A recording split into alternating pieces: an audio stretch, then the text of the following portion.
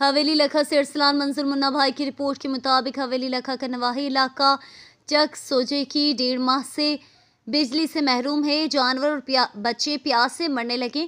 علاقہ مکینوں کا SDO منظور احمد کے خلاف احتجاج۔ اگر بجلی بحال نہ کی گئی تو ہم وابڈہ آفس کے سامنے احتجاج کریں گے۔ SHO حویلی لکھا چودھری محمد سرور نے موقع پر پہنچ کر احتجاج کو منتشر کر دیا اور یقین دہانی کروائی کہ آپ کا مسئلہ جلد حل ہو جائے گا۔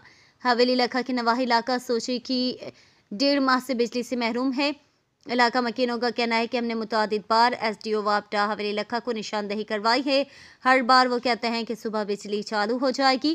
اگر کل تک بجلی بحال نہ کی گئی تو ہم وابڈہ آفس کا گھیراؤ کر کے تب تک احتجاج کریں گے جب تک بجلی بحال نہ ہوئی۔